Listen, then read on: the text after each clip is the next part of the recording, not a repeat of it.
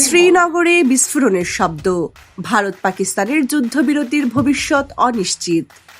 ভারত নিয়ন্ত্রিত কাশ্মীরের শ্রীনগরে বিস্ফোরণের জোরালো শব্দ শোনা গেছে।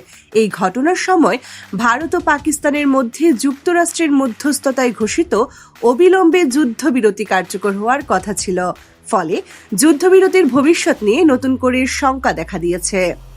যুদ্ধবিরতি ভঙ্গ করা নিয়ে একে অপরকে দুষছে ভারত ও পাকিস্তান। নয়াদিল্লিতে সংবাদ সম্মেলনে ভারতের পররাষ্ট্র সচিব বিক্রম মিশ্রি অভিযোগ করেন, পাকিস্তান বারবার সমঝোতা লঙ্ঘন করছে। এর যথাযথ জবাব দিচ্ছে ভারতের সশস্ত্র বাহিনী। অন্যদিকে পাকিস্তানের পররাষ্ট্র মন্ত্রণালয় দাবি করছে, তারা যুদ্ধবিরতির প্রতিশ্রুতিতে অটল এবং ভারতে তা ভঙ্গ করছে। এর আগে হঠাৎ করে যুক্তরাষ্ট্রের প্রেসিডেন্ট ডোনাল্ড ট্রাম্প ঘোষণা দেন, ভারত ও পাকিস্তান অবিলম্বে যুদ্ধবিরতিতে সম্মত হয়েছে।